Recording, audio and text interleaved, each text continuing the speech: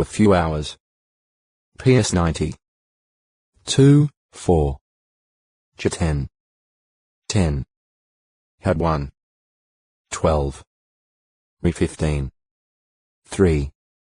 Despite his timelessness, Jehovah is preeminently a historical God, identifying himself with specific times, places, persons, and events. In his dealings with mankind he has acted according to an exact timetable. G 15. 13, 16. 17. 21. X 12. 6-12. If 4 because his eternal existence is undeniable and the most fundamental fact in the universe, he is sworn by it in oaths, saying, "As I am alive," thereby guaranteeing the absolute certainty of his promises and prophecies. J 22. 24. Z 2. 9. New 14. 21, 28. Isra 49. 18 men, 2, took oaths, swearing by the fact of Jehovah's existence. JD 8. 19. Root 3. 13 Only senseless ones say, "There is no Jehovah." PS 14. 1. 10. 4. Descriptions of his presence.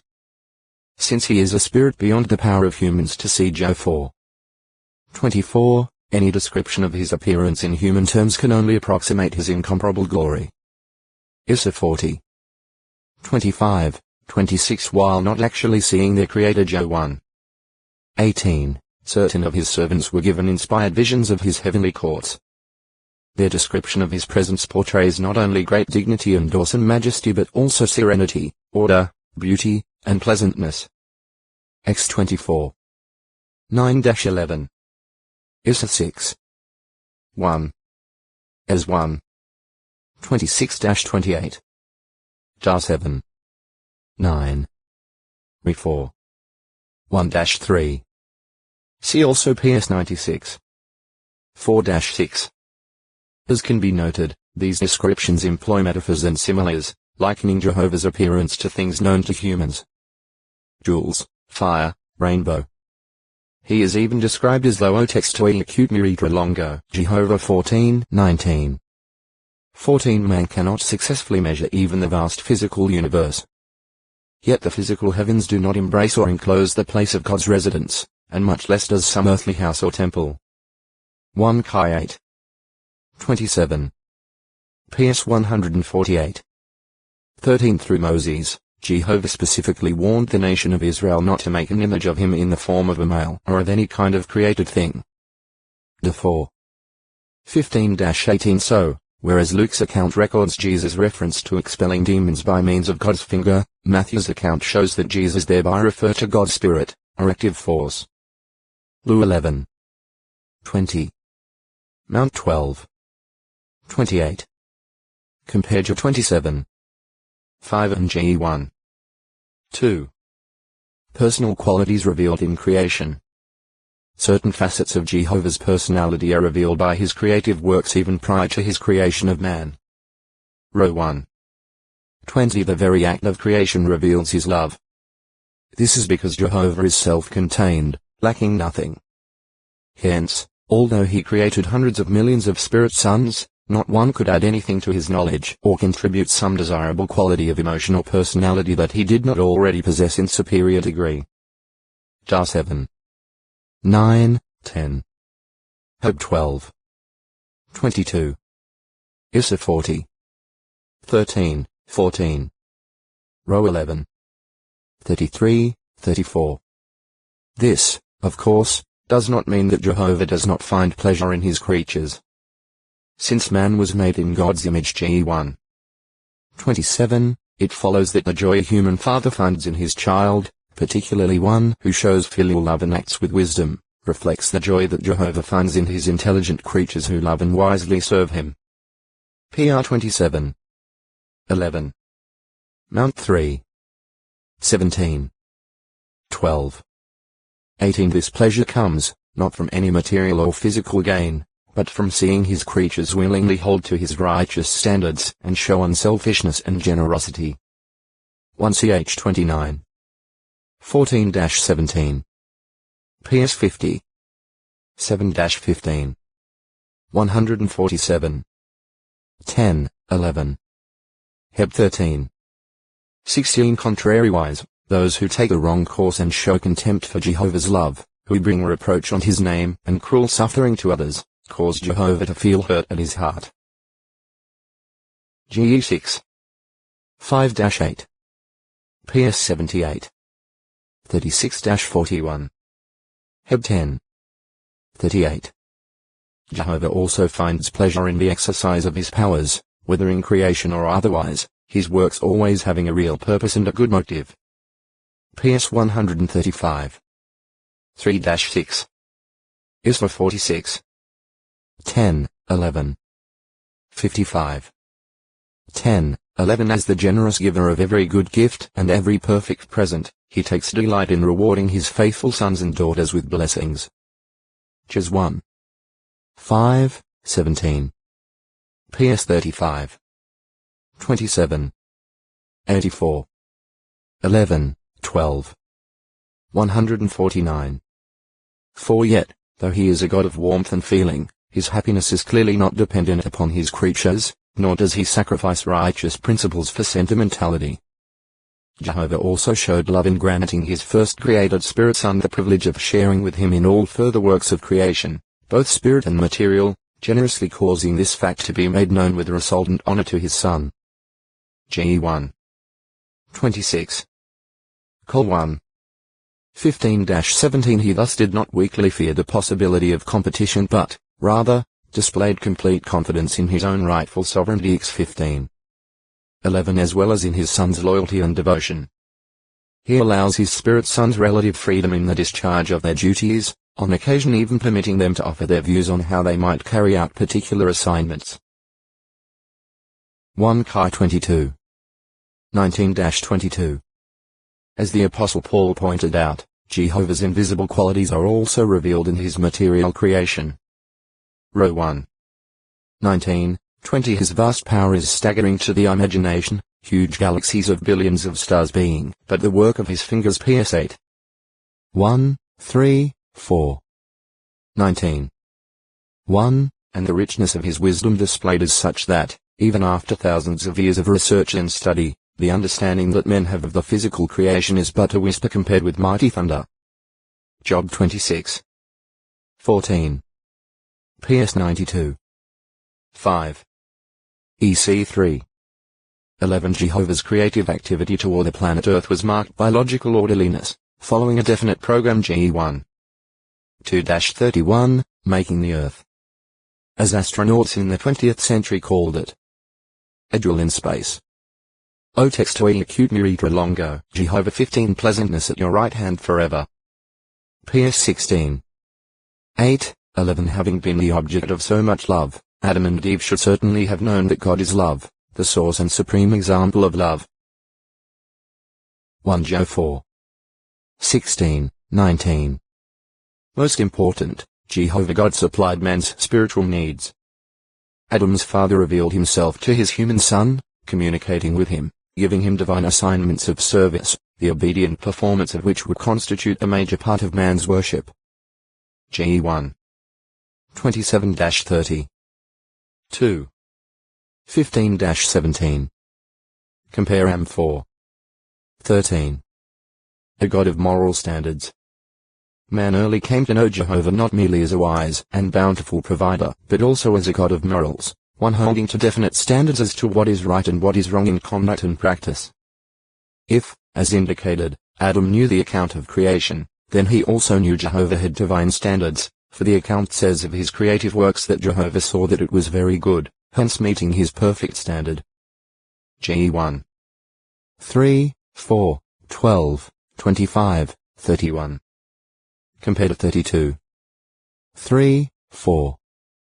Without standards there could be no means for determining or judging good and bad, or for measuring and recognizing degrees of accuracy and excellence.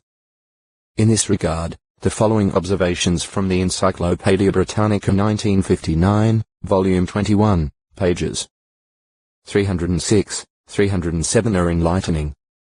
man's accomplishments in establishing standards pale into insignificance when compared with standards in nature. The constellations, the orbits of the planets, the changeless normal properties of conductivity, ductility, elasticity, hardness, permeability, refractivity, strength, or viscosity in the materials of nature,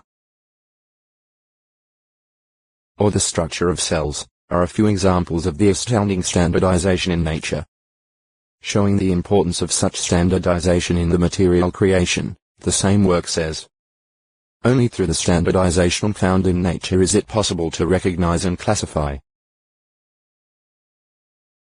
the many kinds of plants, fishes, birds or animals. Within these kinds, individuals resemble each other in minutest detail of structure, function and habits peculiar to each. Compare GE 1. 11, 12, 21, 24, 25. If it were not for such standardization in the human body, physicians would not know whether an individual possessed certain organs, where to look for them. In fact, without nature's standards there could be no organized society, no education and no physicians. Each depends upon underlying, comparable similarities. Adam saw much stability in Jehovah's creative works, the regular cycle of day and night, the steady downward course of the water in Eden's river in response to the force of gravity, and countless other things that gave proof that Earth's creator is not a god of confusion but of order. GE 1. 16-18. 2. 10. EC 1. 5-7. J 31. 35, 36. 1 Co 14. 33 Man surely found this helpful in carrying out his assigned work and activities. GE 1. 28. 2. 15. Being able to plan and work with confidence, free from anxious uncertainty. In view of all of this, it should not have seemed strange to intelligent man that Jehovah should set standards governing man's conduct and his relations with his Creator. Jehovah's own splendid workmanship set the example for Adam in his cultivating and caring for Eden. GE 2. 15. 1. 31 Adam also learned God's standard for marriage, that of monogamy, and of family relationship. GE 2. 24 Especially stressed as essential for life itself was the standard of obedience to God's instructions. Since Adam was humanly perfect, perfect obedience was the standard Jehovah set for him.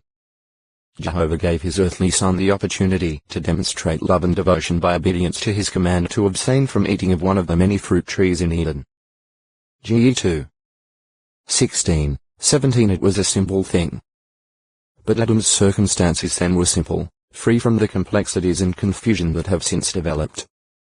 Jehovah's wisdom in this simple test was emphasized by the words of Jesus Christ O texto e acute miritra longo, Jehovah 16 Jehovah God, therefore, by his very person, his ways, and his words, was in as the supreme standard for all the universe, the definition and the sum of all goodness.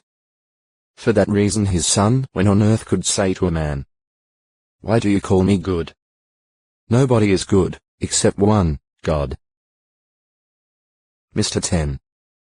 17, 18. Also Mount 19. 17. 5. 48. Sovereignty to be vindicated and name to be sanctified. All things relating to God's person are holy. His personal name, Jehovah, is holy and hence is to be sanctified. 22. 32 To sanctify means to make holy, set apart or hold as sacred, and therefore not to use as something common, or ordinary. Issa 6. 1-3. Boo 1. 49. Re 4. 8. See sanctification. Because of the person it represents, Jehovah's name is great and fear-inspiring. PS 99. 3, 5, majestic, and unreachably high. PS 8. 1. 148. 13, worthy of being regarded with awe. Isa 29. 23. Profanation of the name.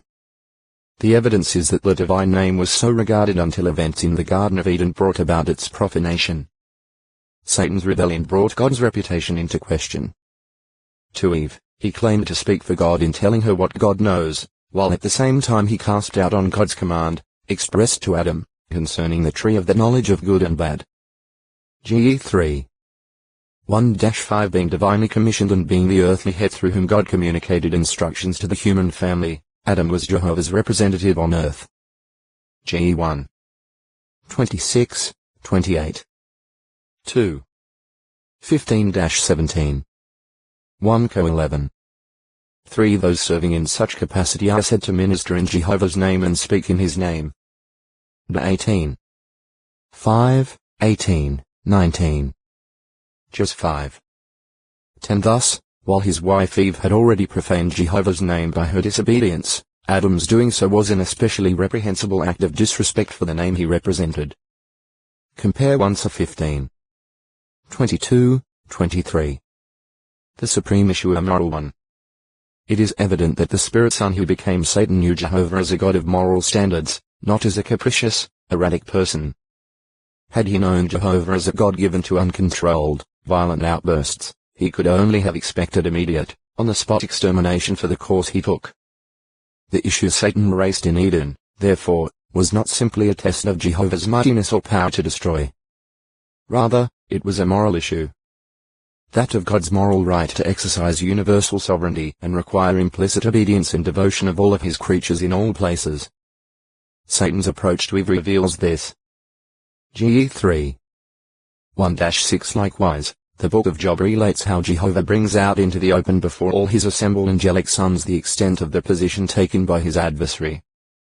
Satan made the claim that the loyalty of Job and, by implication, of any of God's intelligent creatures toward Jehovah was not wholehearted, not based on true devotion and genuine love. Job 1. 6-22. 2. 1-8. Thus, the question of integrity on the part of God's intelligent creatures was a secondary, a subsidiary, issue arising out of the primary issue of God's right to universal sovereignty. These questions would require time in order for the veracity or falsity of the charges to be demonstrated, for the heart attitude of God's creatures to be proved, and thus for the issue to be settled beyond any doubt. Compare Job 23. 10. 31. 5, 6. EC 8. 11-13. Heb 5. 7-9. See integrity. Wickedness. Jehovah thus did not immediately execute the rebellious human pair nor the Spirit Son who raised the issue, and so the two foretold seeds, representing opposite sides of the issue, would come into existence. GE 3. 15. That this issue still remained alive when Jesus Christ was on earth is seen from his confrontation with Satan in the wilderness after Jesus' 40-day fast. The serpent-like tactics employed by Jehovah's adversary in his temptation efforts toward God's Son followed the pattern seen in Eden some 4,000 years earlier, and Satan's offer of rulership over earthly kingdoms made clear o texto acute muritra longo. Jehovah 17 Jude and true sanctification of Jehovah's name. Note the Apostles' application of portions of this psalm to Christ Jesus at Heb 10. 5-10. Upon the sanctification of Jehovah's name, therefore, depend the good order, peace, and well-being of all the universe and its inhabitants. God's Son showed this, at the same time pointing out Jehovah's means for accomplishing his purpose, when he taught his disciples to pray to God. Let your name be sanctified. Let your kingdom come. Let your will take place, as in heaven, also upon earth. Mount 6. 9, 10 This primary purpose of Jehovah provides the key for understanding the reason behind God's actions and his dealings with his creatures as set forth in the entire Bible. Thus, we find that the nation of Israel, whose history forms a large part of the Bible record, was selected to be a name people for Jehovah. De 28. 9, 10. 2ch 7. 14. Isra 43. 1, 3, 6, 7 Jehovah's law covenant with them laid prime importance on their giving exclusive devotion to Jehovah as God and not taking up his name in a worthless way, for Jehovah will not leave the one unpunished who takes up his name in a worthless way. X 20. 1-7. Compare 19. 12. 24. 10-23. By his display of his power to save and power to destroy when liberating Israel from Egypt, Jehovah's name was declared in all the earth, its fame preceding Israel in their march to the promised land. X 9. 15, 16. 15. 1-3, 11-17. 2 7. 23. J 32. 20, 21 as the prophet Isaiah expressed it. Thus you led your people in order to make a beautiful name for your own self. Issa 63. 11-14 When Israel showed a rebellious attitude in the wilderness, Jehovah dealt mercifully with them and did not abandon them. However, he revealed his primary reason in saying, I went acting for the sake of my own name that it might not be profaned before the eyes of the nations. S 20. 8-10. Throughout the history of that nation, Jehovah kept the importance of his sacred name before them. The capital city, Jerusalem, with its Mount Zion was the place Jehovah chose to place his name there, to have it reside. A 12. 5, 11. 14. 24, 25. Issa 18. 7. J 3. 17 The temple built in that city was the house for Jehovah's name. 1 Ch 29. 13-16. 1 Chi 8. 15-21, 41-43 What was done at that temple or in that city, for good or for bad, inevitably affected Jehovah's name and would be given attention by him. 1 Chi 8. 29. 9. 3. 2 Chi 21. 4-7 The profaning of Jehovah's name there would bring certain destruction upon the city and lead to the casting away of the temple itself. 1 Chi 9. 6-8. J 25. 29. 7. 8-15. Compare Jesus' actions and words at Mount 21. 12, 13. 23. 38. Because of these facts, the plaintive petitions of Jeremiah and Daniel on behalf of their people and city urged that Jehovah grant mercy and help for his own name's sake. J 14. 9. Da 9. 15-19. In foretelling his restoration of his named people to Judah and their cleansing, Jehovah again made clear to them his main concern, saying, And I shall have compassion on my holy name. Not for your sakes am I doing it, O house of Israel, but for my holy name, which you have profaned among the nations where you have come in. And I shall certainly sanctify my great name, which was being profaned. And the nations will have to know that I am Jehovah, is the utterance of the sovereign Lord Jehovah, when I am sanctified among you before their eyes. S 36. 20-27, 32. These and other scriptures show that Jehovah does not exaggerate mankind's importance. All men being sinners, they are justly worthy of death, and it is only by God's undeserved kindness and mercy that any will gain life. Row 5. 12, 21. 1 Job 4. 9, 10 Jehovah owes nothing to mankind, and life everlasting for those who attain it will be a gift, not wages earned. Row 5. 15. 6. 23. Tilt 3. 4, 5 True, he has demonstrated unparalleled love toward mankind. Job 3. 16. Row 5. 7, 8 But it is contrary to o textually acute miritra longo, Jehovah 18 mankind for life. Job 3. 36 He takes no pleasure in the death of the wicked as 18. 23, 32. 33. 11 Yet neither will he allow the wicked to escape the execution of his judgment. Am 9. 2-4. Row 2. 2-9 He is patient and long-suffering, with salvation in view for obedient ones 2p3. 8-10 Yet he will not tolerate forever a situation that brings reproach upon his lofty name. PS 74. 10, 22, 23. Issa 65. 6, 7.